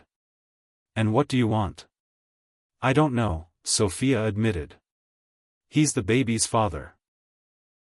I always imagined my child would have two parents who loved him. Does Richard love him? Charles asked, trying to keep his voice neutral. Sophia looked away. He says he's realized his mistake. That seeing me, glowing with motherhood, made him reconsider everything. Charles clenched his jaw. When did he see you? At my doctor's appointment yesterday. He was delivering flowers to someone and saw me in the waiting room. Sophia sighed. It's probably nothing. Just Richard being Richard, impulsive, romantic gestures without substance. And if it's not? Charles pressed. If he genuinely wants to be part of your life again? Sophia met his gaze directly. Then I have a difficult decision to make. Charles stood, suddenly needing distance. Of course. It's late, you should rest. Charles, Sophia called as he reached the door. What were those possibilities you mentioned? The ones you're allowing yourself to consider now? He turned back, his heart pounding. A future where Lily's voice continues to fill this house. Where the art studio stays unlocked. Where, he paused, gathering his courage, where you and your son might find a home here, not just temporarily. Sophia's eyes widened. Charles, You don't need to respond, he interrupted gently. Just, think about it. Whatever you decide about Richard, know that you have options. He left before she could answer, his mind racing with the implications of what he'd just revealed, to her and to himself. The next morning, Charles was reviewing quarterly reports when Marcus called. Kane made his move, Marcus said without greeting. He's called for a vote of confidence at next week's board meeting. Charles sighed, leaning back in his chair. On what grounds? The usual, questioning your focus, your commitment to the company's growth. But there's more. He's somehow gotten wind of your domestic situation, as he calls it. Meaning? Meaning he's suggesting your judgment is compromised by your relationship with Sophia. Charles felt his temper flare. There is no relationship. She's Lily's nanny. A nanny you rearranged your entire schedule for, Marcus pointed out. Look, I'm on your side here, but you need to be prepared. Kane's painting you as emotionally unstable, making decisions based on feelings rather than business sense. And the board is listening to this? Some are. Henderson and Powell for sure. The others are waiting to see how you respond. Charles pinched the bridge of his nose. What do you suggest? Come back full force. Be present. Show them the Charles Blackwood they remember, focused, brilliant, unstoppable. And Lily? Sophia? Marcus sighed. I'm not saying abandon them. Just, compartmentalize better. Prove Kane wrong. After ending the call, Charles sat staring at the family photo on his desk. Catherine, himself, and baby Lily, all smiling at a time when smiling came easily. What would Catherine think of the man he had become? The man he was becoming? His thoughts were interrupted by a knock on his office door. Sophia entered, looking refreshed after her days of rest. Lily's at school, she said. I thought I might make us some lunch before I start on the household accounts. That sounds nice, Charles replied, closing his laptop. How are you feeling? Much better, Sophia said, unconsciously resting a hand on her belly. Your mother-in-law has been wonderful. She brought over baby clothes yesterday, things that were Lily's. If that's okay? Of course, Charles assured her. Catherine would have wanted them used again. Sophia nodded, seeming relieved. She also mentioned that Richard called her. Charles stiffened. What? Apparently he reached out to her, asking about you, about your intentions toward me. Sophia looked uncomfortable. I had no idea he would do that. What did Donna tell him? That it was none of his business, Sophia said with a small smile.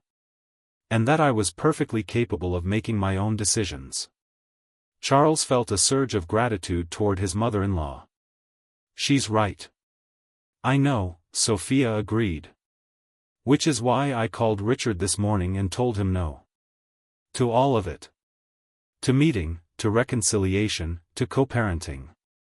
Charles tried to hide his surprise. Are you sure? That's a significant decision. I'm sure, Sophia said firmly. Whatever his reasons for reaching out now, they're not about me or the baby. They're about him, his guilt, his image, maybe even his interest in my connection to you and your company. My son deserves better than a father who sees him as an afterthought. Charles studied her face, seeing the quiet determination there. And what do you deserve, Sophia? Honesty, she replied simply. Respect. Someone who sees me clearly and values what they see. Their eyes met, and Charles felt that now familiar shift inside him, like pieces of himself rearranging into something new, something better. About last night, he began. Sophia shook her head. We don't need to talk about that now. You have a company to run, and I have a baby to prepare for. There's time. But as Maxwell Cain's challenge loomed and Sophia's due date approached, Charles wasn't so sure. Time felt increasingly precious, and increasingly short. Chapter 6. The weekend brought Lily's birthday party, a small gathering with classmates in the garden. Charles watched in amazement as his daughter, now speaking in full sentences though still selective about when and to whom, led her friends in art activities Sophia had organized. She's a different child, Marcus commented, accepting a slice of cake. He had come bearing an elaborate art set for Lily and news about board members he was working to convince. Not different, Charles corrected. Just, herself again. The self she couldn't be while we were all drowning in grief. Marcus nodded thoughtfully. You seem different too. More present. I am, Charles acknowledged. For better or worse? Mostly better, I'd say, Marcus replied, watching Sophia guide the children in creating birthday cards. Though Cain would disagree. Charles followed his friend's gaze. Sophia was radiant in a simple maternity dress, her laughter carrying across the garden as she helped a little boy with his artwork. Cain can go to hell. Marcus choked on his cake. Wow. Definitely different.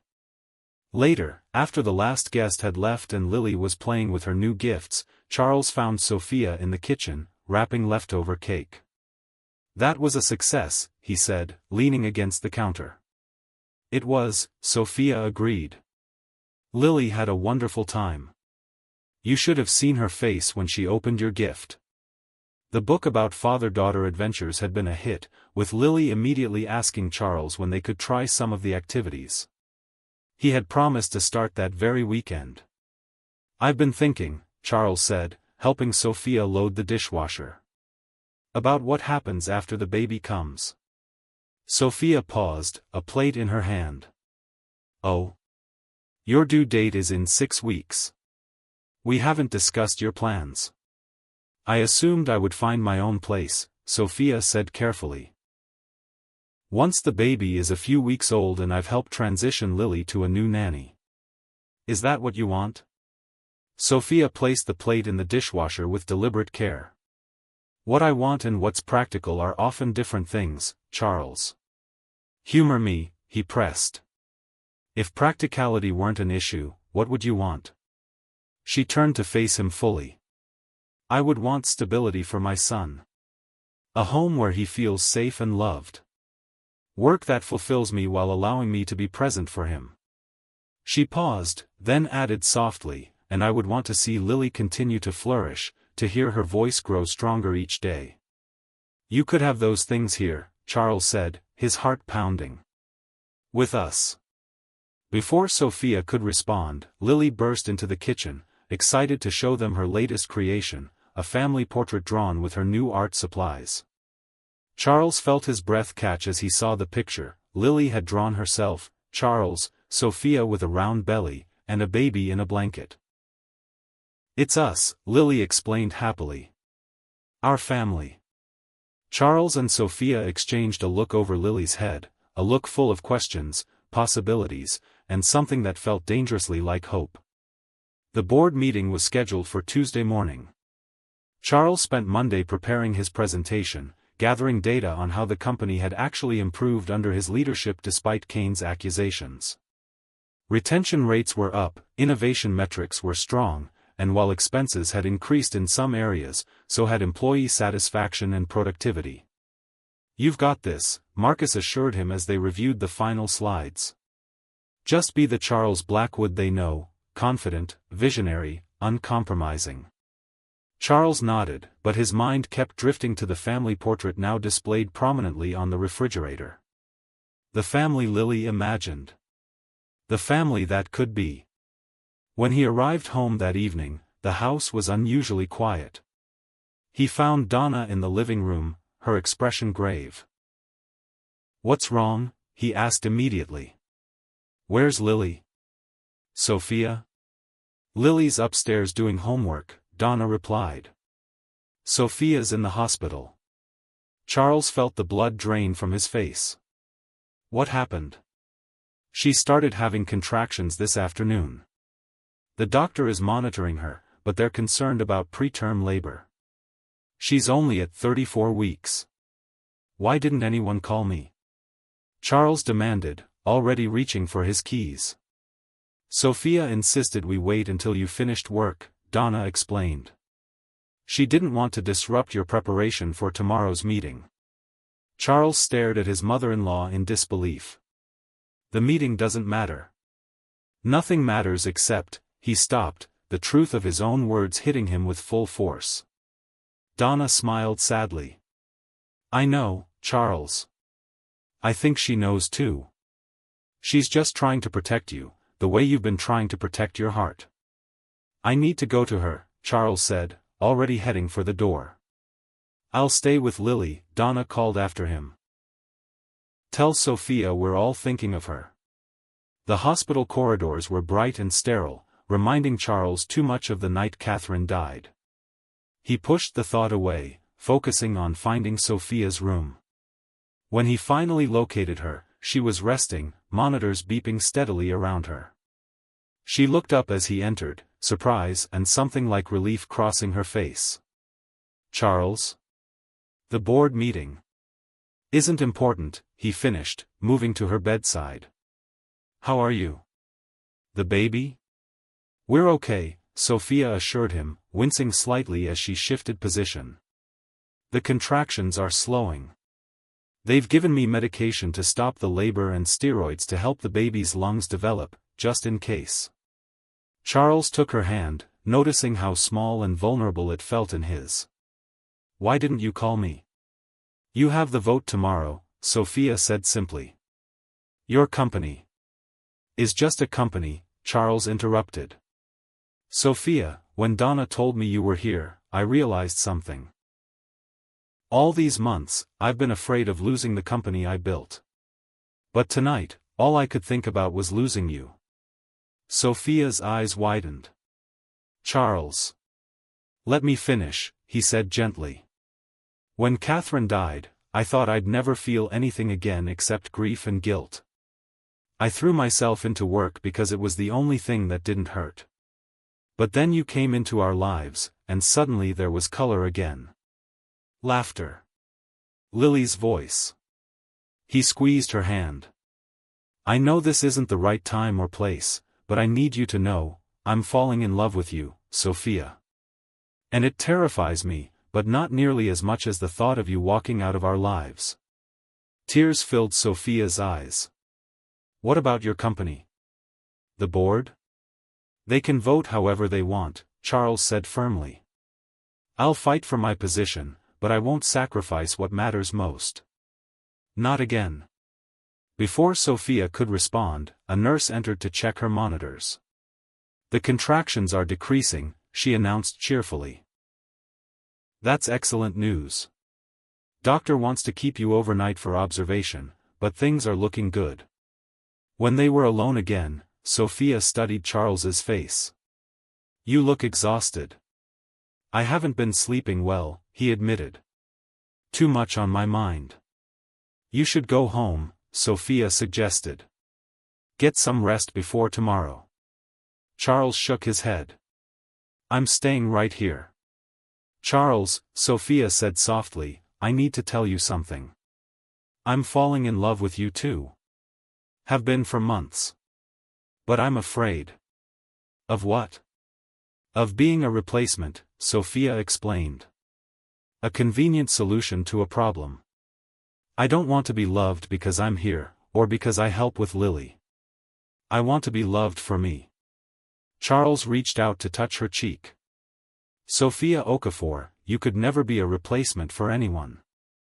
You are entirely, wonderfully yourself. And that's who I'm falling in love with. The woman who sees beauty everywhere, who brought music back into our silent home, who believes in second chances. Sophia's smile was radiant despite her exhaustion. I do believe in second chances. For all of us. Charles leaned forward and kissed her forehead gently. Rest now. I'll be here when you wake up. Morning found Charles asleep in the chair beside Sophia's hospital bed, his presentation notes scattered across his lap. He woke to the sound of his phone ringing, Marcus, calling about the board meeting. I'll be there, Charles assured him, glancing at Sophia's sleeping form. But there's something I need to do first. When Sophia woke, Charles was gone, but a note rested on her bedside table, taking care of something important. We'll be back soon. Rest well. See. Chapter 7. The Blackwood Enterprises boardroom fell silent as Charles entered, precisely on time, looking remarkably composed for a man who had spent the night in a hospital chair. Before we begin the vote, Charles announced, I'd like to address the concerns that have been raised about my leadership. Maxwell Kane sat forward, anticipation gleaming in his eyes. By all means, Charles. We're all ears. Charles activated his presentation, but instead of the financial data he and Marcus had prepared, a different image appeared on the screen, Lily's family portrait. 3 years ago, Charles began, I lost my wife.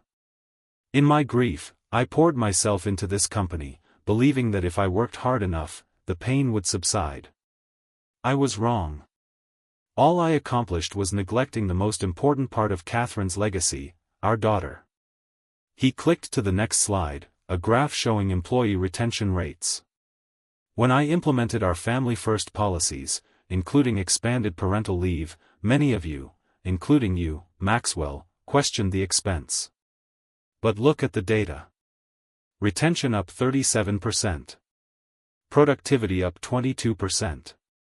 Employee satisfaction at an all-time high. Another slide. Innovation metrics. Our patent filings have increased 28% year over year. Why? Because employees who feel supported bring their best selves to work. They innovate. They excel. They stay. Charles looked directly at Maxwell. You've suggested that my personal life has distracted me from my responsibilities as CEO. You're right, but not in the way you think. My distraction wasn't in finding balance, it was in refusing to do so for too long. He turned to address the entire board. Blackwood Enterprises was founded on the principle that technology should enhance human connection, not replace it. Yet I've been leading this company while disconnected from my own humanity. That ends today. Charles clicked to a final slide, a revised organizational chart. You'll notice some changes. I'm proposing a restructuring that allows me to maintain strategic oversight while delegating day-to-day operations more effectively. Marcus Thompson will be elevated to COO, reporting directly to me.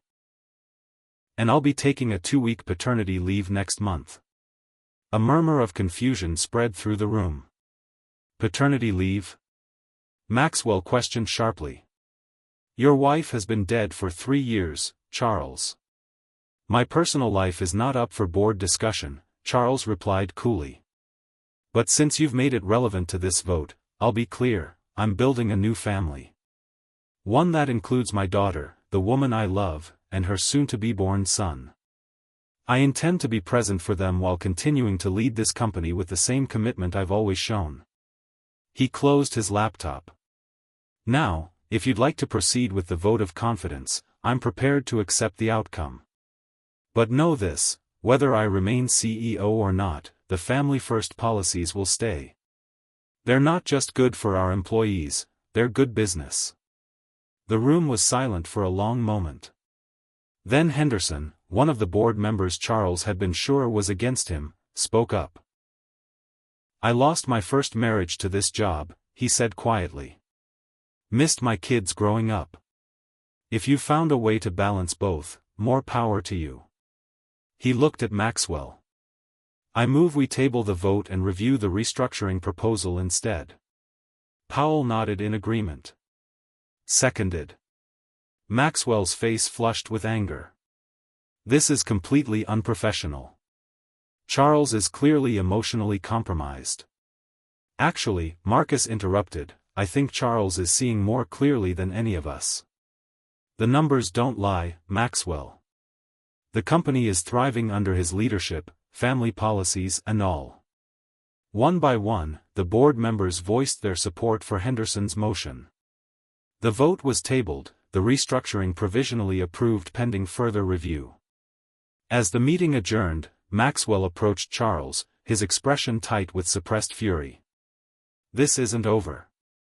Yes, it is, Charles replied calmly. You're welcome to stay with the company, Maxwell, but the culture is changing. You can either change with it or find a workplace more aligned with your values. Without waiting for a response, Charles gathered his things and left, already dialing the hospital to check on Sophia. 3 days later, Sophia was released from the hospital with strict instructions for bed rest until her 36th week. Charles arranged to work from home 3 days a week, with Marcus handling the office in his absence. The board actually approved this arrangement? Sophia asked incredulously as Charles helped her settle into her room, now transformed with additional pillows and a small refrigerator stocked with healthy snacks. They did, Charles confirmed, adjusting her blanket. Some more enthusiastically than others, but the majority see the value in modernizing our work culture. And Maxwell? Charles's expression tightened slightly. He's requested a transfer to our London office. Effective immediately. I'm sorry, Sophia said, genuinely regretful. I know he was valuable to the company. Talented, yes. But there are more important things than talent. Charles sat on the edge of the bed. Like character.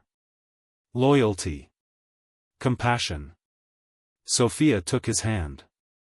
You're different than you were when I first met you. Am I? The Charles Blackwood who interviewed me would never have put family before work, she said with a smile. Or told his board of directors he was in love. Charles felt heat rise to his face. Marcus told you about that? Donna did. She got it from Marcus's wife. Sophia's eyes danced with amusement. Apparently, it's the talk of the company. Wonderful, Charles groaned. Corporate gossip was not part of my strategic plan. Did you mean it? Sophia asked, her expression turning serious. What you said about us. Building a family. Charles met her gaze steadily. Every word. It's complicated, Sophia warned. I come with baggage. A baby, an ex-husband who might cause problems, a career I eventually want to resume. And I come with a traumatized daughter, a company in transition, and the ghost of a wife I'll always love, Charles countered. Complicated doesn't scare me anymore. Sophia squeezed his hand. Good.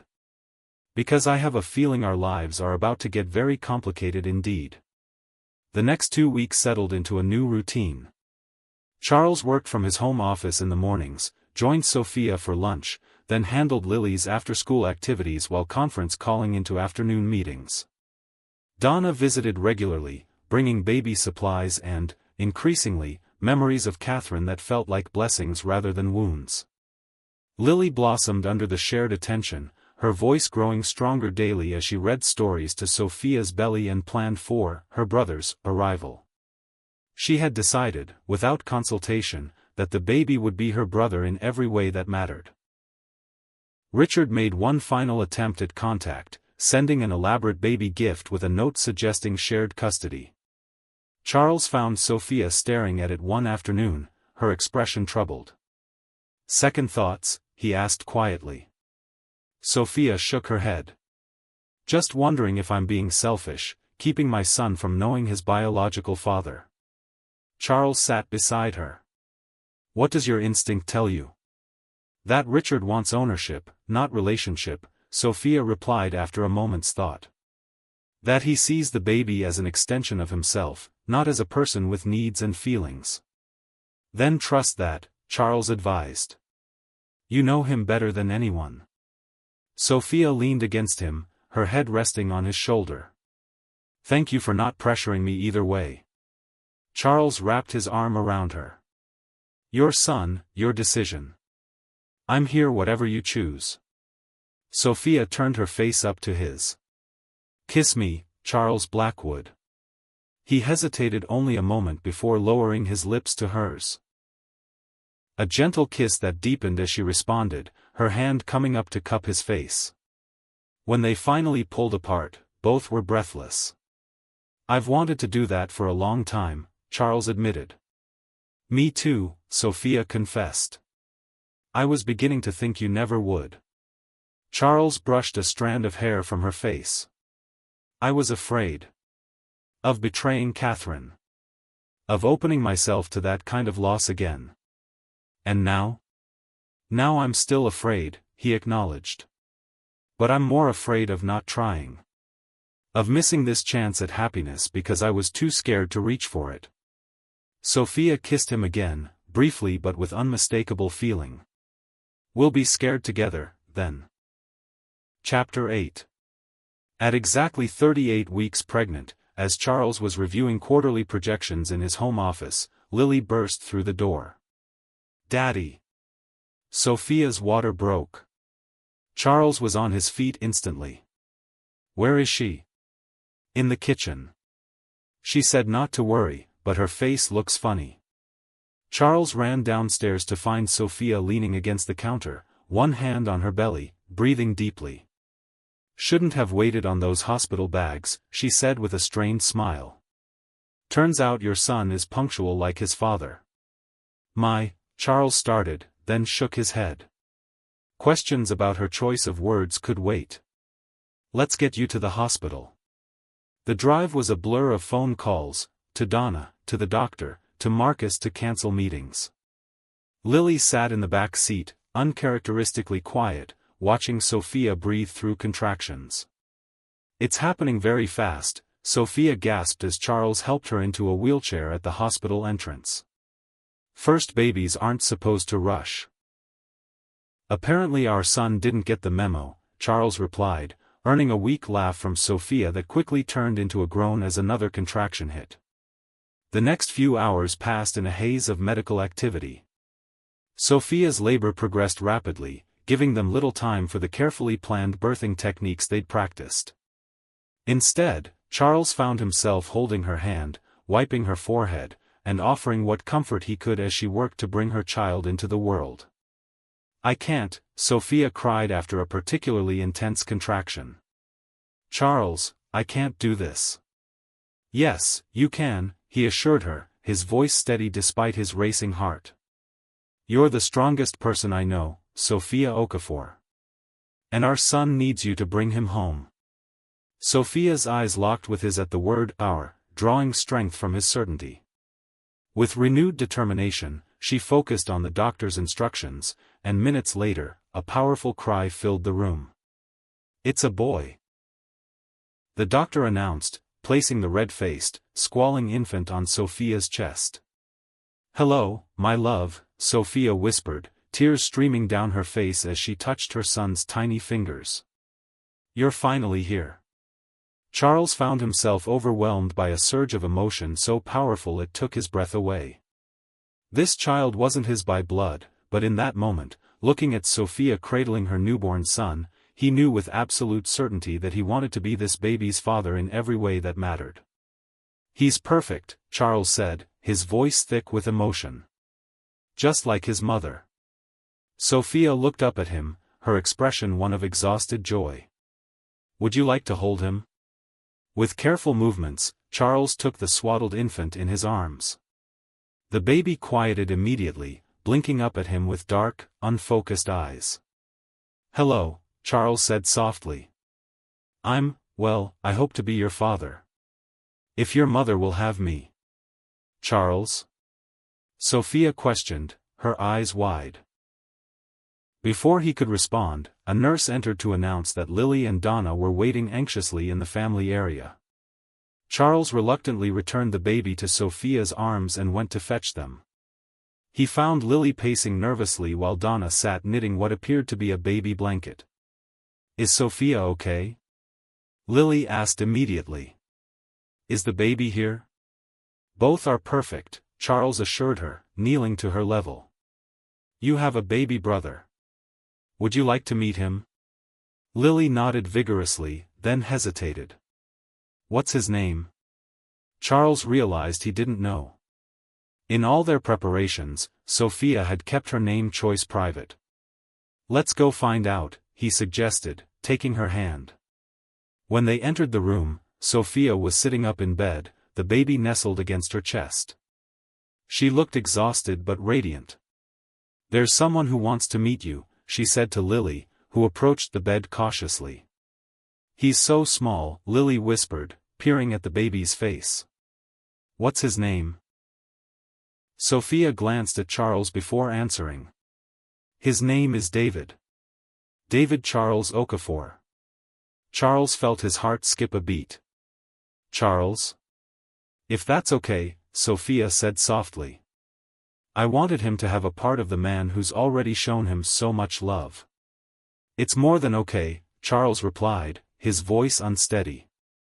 "It's an honor."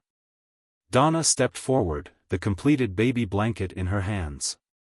"Catherine finished this before Lily was born," she explained, offering it to Sophia. "She always said any child loved by Lily would be family. I think she'd want David to have it." Sophia accepted the blanket with tears in her eyes. "Thank you, Donna. For everything."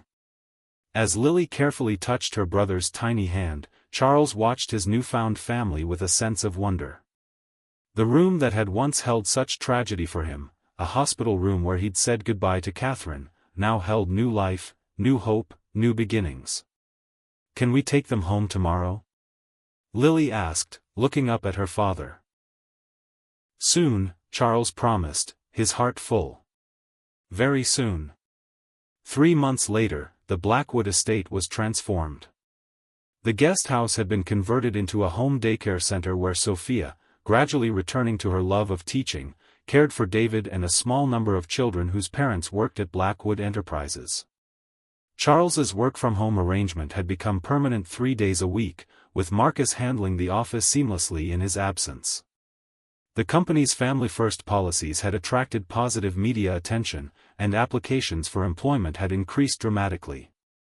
Lily, now speaking freely and confidently, had taken to her big sister role with enthusiasm, reading to David daily and explaining the world to him in detailed monologues that made Charles and Sophia exchange amused glances over her head. On a warm spring evening, Charles found Sophia in Catherine's studio, now a bright, airy space where Lily's artwork hung alongside her mother's. David slept peacefully in a bassinet while Sophia arranged photographs on what she called the family wall. "Need help?" Charles offered, entering with 2 cups of tea. "Just finishing," Sophia replied, stepping back to view her work. The wall held a careful arrangement of photographs: Catherine with baby Lily, Charles and Catherine on their wedding day, Donna with her late husband, Sophia's parents in Nigeria, and newer photos, Lily holding David, Charles teaching Lily to ride a bike, Sophia and Charles at David's naming ceremony, the 4 of them together in the garden. "It's beautiful," Charles said, setting down the tea to wrap his arms around Sophia from behind. "Catherine would approve." "I hope so," Sophia said, leaning back against him. "I wanted a way for David and Lily to see their whole family story, past and present." Charles turned her gently to face him. "I've been thinking about our future." "Oh?" Sophia raised an eyebrow. "Corporate expansion? New product line?" "Something more important," Charles replied, reaching into his pocket. He withdrew not a ring box, as Sophia clearly expected, but a key. "This is for you." Sophia took it, looking confused. "I already have keys to the house." "It's not for the house," Charles explained. "It's for the studio. I want you to know that this space, Catherine's space, is fully yours now. To use, to change, to make your own. Just as our lives are." Sophia's eyes filled with tears. "Charles.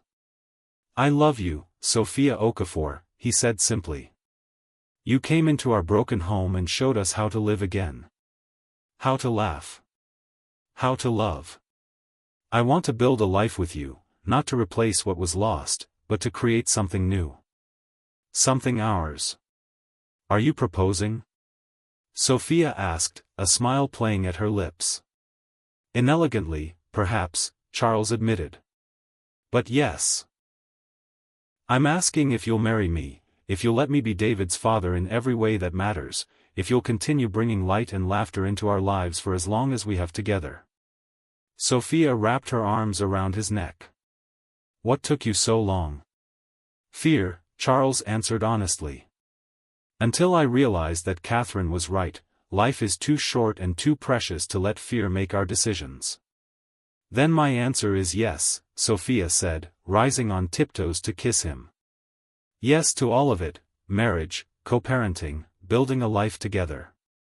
As they sealed their promise with a kiss, David stirred in his bassinet, making soft cooing sounds. Outside, they could hear Lily chattering to Donna in the garden, showing off her latest art project. "Our family," Charles murmured against Sophia's lips. "Our family," Sophia agreed, her heart full of gratitude for the unexpected path that had led her here, to a home, to love, to healing. In the gentle evening light streaming through the studio windows, Catherine's painting seemed to glow with approval, watching over the family that had grown from her love, different now, but no less beautiful for the changes life had brought.